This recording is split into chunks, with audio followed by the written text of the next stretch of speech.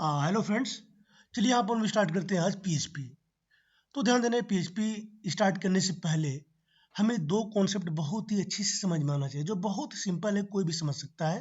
हालांकि ये पहले से आपको पता भी होगा। उस कॉन्सेप्ट का नेम क्या है? Web client and web server. और इनके बीच डिफरेंसेस क्या होते हैं? क्योंकि जब कभी हम बात करते हैं ना वेब या इंटरनेट की, तो वेब इंटरनेट में दो कॉन्सेप्ट तुरंत आता है, जिसका नाम होता है web client and web server.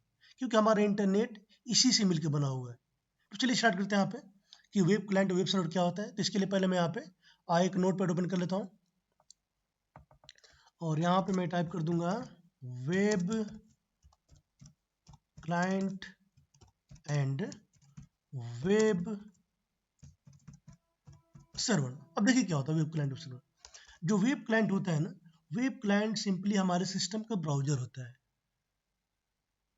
और वेब सर्वर क्या होता है? वेब सर्वर वो कंप्यूटर होता है जो कि इंटरनेट पे कहीं ना कहीं रखा हुआ है, या जो इंटरनेट से जुड़ा हुआ है, जहाँ पे वेबसाइट आपकी होस्ट होती है। तो हमारा वेब सर्वर भी एक कंप्यूटर है जहाँ पे हमारी वेबसाइट रन हो रही है। जैसे हम बात करते हैं गूगल, तो गूगल की एक वेबसाइट है जो किसी न किसी कंप्यूटर पर रखा होगा, चल रहा होगा, वो चाहे इंडिया में हो चाहे यूएसए में हो। लेकिन वेब क्लाइंट क्या है? वेब क्लाइंट सिंपली एक ब्राउजर है जिससे रिक्वेस्ट जाता है। जैसे एग्जांपल में, अगर हमें कोई वेबसाइट ओपन करना है, तो मैंने यहाँ से ओपन कर लिया क्रोम। तो क्रोम देखो यहाँ पे क्या हमारा वेब क्लाइंट है। लेकिन अब अकेले क्रोम हमारा वेब क्लाइंट नहीं है। अगर क्लाइंट की बात किया जाए तो भाई ब्राउजर को चलाने वाला कोई पर्सन चाहिए ना। जैसे मैं यहाँ पे चला रहा हूँ, मैं यहाँ पे यूजर हूँ, क्योंकि इसको ऑपरेट करने वाला कोई ना कोई चाहिए। तो कंप्लीट क्या हो गया यहाँ पे वेब क्लाइंट ब्राउजर। अगर आप इसमें ऐड कर दोगे web browser plus user, user मतलब मैं यहाँ पे। तो ब्राउजर और यूजर दोनों मिलके क्या हो गया? वेब क्लाइंट हो गया। मतलब मैं और क्रोम दोनों मिलके यहाँ पे क्या हो गए? वेब क्लाइंट हो गए। तो चलिए यहाँ पे देखते हैं। अगर हमें कोई वेबसाइट ओपन करना है, जैसे मुझे ओपन करना है यहाँ पे google.com, तो मैंने आपका टाइप किया है google.com, जो कि गूगल का डोमेन नेम है। अब जब मैं यहाँ पे एंटर बटन को हिट करूंगा, तो मेरे ब्राउजर से एक रिक्वेस्ट क्रिएट होगा। वो रिक्वेस्ट कहाँ पे जाएगा? हमारा रिक्वेस्ट उस सर्वर पे जाएगा, उस कंप्यूटर पे जाएगा जहाँ पे गूगल की वेबसाइट रखी हुई है। चलो मैं यहाँ पे इंटर करता हूँ, एक कर दिया इंटर। तो देखो यहाँ पे हमारे ब्राउजर से रिक्वेस्ट क्रिएट हुआ और रिक्वेस्ट कहाँ चला गया? गूगल के सर्वर पे, उस कंप्यूटर पे जहाँ पे गूगल की वेबसाइट रखी हुई है। अब देखो, जब कभी भी आप किसी सर्वर को रिक्वेस्ट करोगे ना, तो सर्वर कुछ ना कुछ रिस्पॉन्स आपको देगा ही देगा। या तो एरर देगा या आपको कुछ ना कुछ देगा। तो यहाँ पे क्या हुआ कि जब मैंने रिक्वेस्ट किया है क्रोम ब्राउजर से, तो हमारे क्रोम ब्राउजर को एक रिस्पॉन्स मिल गया है। ये जो दिख रहा है आपको ना, आपके पूरा पूरा है, ये आपका क्या रिस्पॉन्स है, जो कहाँ से आ रहा है? ये आ रहा है गूगल के सर्वर से। अब ध्यान देना, गूगल या कोई भी सर्वर हो, चाहे पीएचपी में बना हो वेबसाइट, चाहे आपका डॉट नेट में, चाहे जावा डब्ल्यू में, कोई भी सर्वर जो हमें कंटेंट देता है ब्राउजर पे, वो कम्प्लीटली स्टैटिक कंटेंट होता है, मतलब एचटीएमएल डॉक्यूमेंट ही होता है। क्योंकि कभी भी कोई भी सर्वर डायनामिक प्रोग्राम को या पीएचपी प्रोग्राम को या जावा डब्ल्यू प्रोग्राम को ब्राउजर पर नहीं भेजते हैं। तो यहाँ पे क्या हो गया कि मैंने रिक्वेस्ट किया ब्राउजर से और हमारे ब्राउजर को रिस्पॉन्स मिल गया। तो ये हमारा काम होता है वेब क्लाइंट और वेब सर्वर का। अब चलिए इसके बाद देखते हैं कुछ डिफरेंसेस इनके बीच। तो यहाँ पे मैं, हाँ, एक और चीज देख लेते हैं। यहाँ पे वेब सर्वर को थोड़ा सा डिफाइन कर लेते हैं। वेब सर्वर क्या है? वेब सर्वर देखो यहाँ पे, वेब सर्वर में क्या होता है कि पहले कंप्यूटर होता है, मतलब हार्डवेयर। पहले हो गया एक कंप्यूटर हो गया, जो लैपटॉप हो सकता है, डेस्कटॉप हो सकता है। प्लस इसके बाद क्या होता है कि इस कंप्यूटर में एक सॉफ्टवेयर इंस्टॉल होता है। इस सॉफ्टवेयर का नाम देते हैं हम लोग वेब सर्वर। अब ध्यान देना आपको कि ये हमारा कंप्यूटर है और इसके अंदर एक सॉफ्टवेयर इंस्टॉल है, इसका नाम क्या है? Web server. वेब सर्वर क्या क्या हो सकता है? ये वेब सर्वर आपको हो सकता है, ये हो सकता है अपाचे हो सकता है, या टॉमकैट हो सकता है, या आपका IIS हो सकता है जो डॉट नेट के लिए है, एटसेट्रा। बहुत सारे वेब सर्वर अवेलेबल है मार्केट में। तो हमारे क्या हो गया, ये कंप्यूटर हो गया, कंप्यूटर के अंदर सॉफ्टवेयर हो गया, इसका नाम वेब सर्वर है। अब इस वेब सर्वर के अंदर क्या होगा? हमारी वेबसाइट होगी। ये हमारी वेबसाइट होगी जो हम लोग बनाते हैं, टाइप करते हैं, कोडिंग करते हैं। तो यहाँ पे वेब सर्वर हमारा कंप्लीटली क्या मिलके बना? ये मिलके बना है हमारे कंप्यूटर से प्लस हमारे सॉफ्टवेयर से। तो ये कंप्लीट हो गया वेब सर्वर। तो उम्मीद है समझ में आ गया होगा। वेब क्लाइंट हमारा ब्राउजर प्लस यूजर, और web server hardware plus software. उसके अंदर वेबसाइट है, तीनों मिलकर बना हुआ है वेब सर्वर। तो चलिए आप देखते हैं कुछ डिफरेंसेस भी इनके बीच। तो डिफरेंस के लिए मैं आप ओपन करूंगा दो नोटपैड, एक और ओपन कर लेते हैं।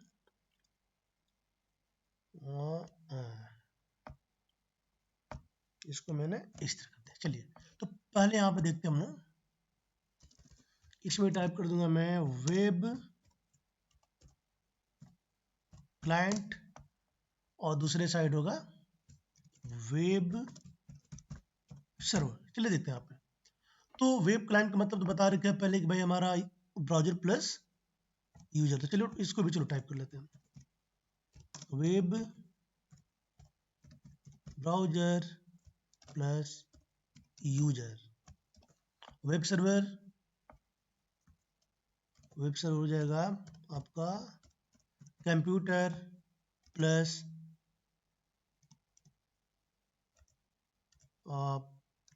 सर्वर एप्लीकेशन, सर्वर ऐप कर दे रहा हूँ मैं यहाँ पे, प्लस वेब साइट, क्योंकि सर्वर पे वेबसाइट रखना भी जरूरी है, तभी रिस्पांस आपको मिलेगा, तो नहीं मिलेगा। तो आप देखते हैं पहला पॉइंट इसमें वेब क्लाइंट में, वेब क्लाइंट या बोल सकते हैं हम यहाँ पे web browser is an application that run on your computer. मतलब जो हमारा ब्राउजर है ना, ब्राउजर भी एक सॉफ्टवेयर है, जैसे एंटीवायरस होता है या कोई गेम होता है। मतलब बोल सकते हैं ब्राउजर भी हमारा एक डेस्कटॉप बेस्ड एप्लीकेशन है। दूसरा web server is a computer that host website. तो यहाँ पे क्या हो गया कि वेब ब्राउजर हमारा एक एप्लीकेशन है, मतलब ब्राउजर हमारे सिस्टम में इंस्टॉल है, और वेब सर्वर क्या है, ये भी एक कंप्यूटर है जो वेबसाइट को होस्ट करता है। तो पहला ये होगा डिफरेंस।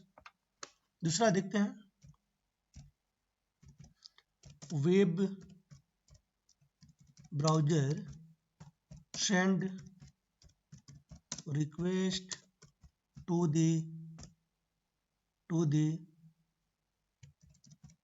सर्वर। मतलब ये हुआ कि जो हमारा वेब ब्राउजर है रिक्वेस्ट कहाँ पे भेजता है, सर्वर पे भेजता है। अब सर्वर क्या करेगा, web server accept request from web browser. भाई मतलब इसके हुआ कि ब्राउजर ने रिक्वेस्ट को भेजा सर्वर पे, और सर्वर ने क्या किया, रिक्वेस्ट को एक्सेप्ट किया। थर्ड पॉइंट,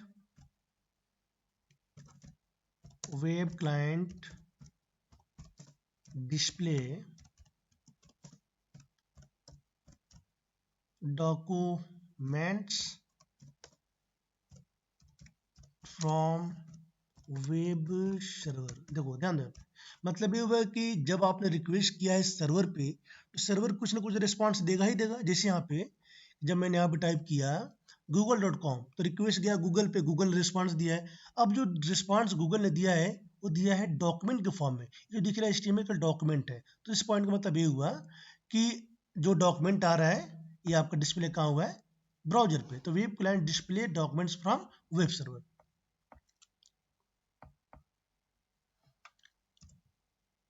अब देखते हैं इसमें web server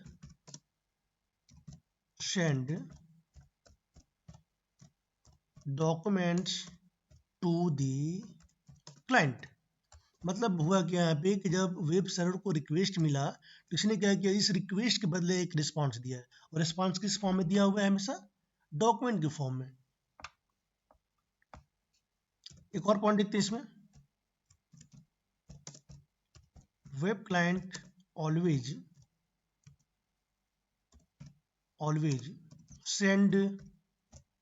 send HTTP request and accept HTTP response. ध्यान देना यहाँ पे कि अब मैं बात करूँ यहाँ पे HTTP का मतलब क्या होता है, हाइपर टेक्स्ट ट्रांसफर प्रोटोकॉल, जिसे हम लोग आगे अच्छे से पढ़ेंगे। बस अभी इतना समझना है कि कोई भी रिक्वेस्ट जब आपकी ब्राउजर से क्रिएट होगा तो क्या होगा, वो HTTP रिक्वेस्ट ही होगा, और जो रिस्पांस है वो क्या होगा, HTTP रिस्पांस होगा। इसमें देखते हैं, web server always accept HTTP request and send HTTP response. ध्यान देना, मतलब ये हुआ कि वेब सर्वर जो है रिक्वेस्ट जो एक्सेप्ट करेगा वो क्या होगा, HTTP होगा, और जो रिस्पॉन्स देगा वो क्या होगा, आपका HTTP रिस्पॉन्स ही होगा। तो ये जो है दोस्तों, ये जो दिख रहा है कुछ डिफरेंसेस हैं जो बहुत इंपॉर्टेंट है। उम्मीद है कि आपको डिफरेंस समझ में आ गया होगा। अगर फिर भी अगर आपको कुछ भी कहीं भी डाउट्स है तो प्लीज़ आप कमेंट सेक्शन में जरूर लिखिए कि आपको कहाँ पे प्रॉब्लम है। डेफिनेटली मैं कोशिश करूँगा कि आपका प्रॉब्लम सॉल्व हो जाए। तो चलिए अभी फिलहाल हम यहीं पर रखते हैं, और अगर आपको वीडियो अच्छा लगा हो तो ज़रूर आप उसे शेयर कीजिए, लाइक कीजिए, और सब्सक्राइब करना तो बिल्कुल ना भूलिए। चलो दोस्तों, अब देखते हैं हम लोग, फिर मिलेंगे अगले लेक्चर में। तब तक के लिए थैंक यू, बाय बाय।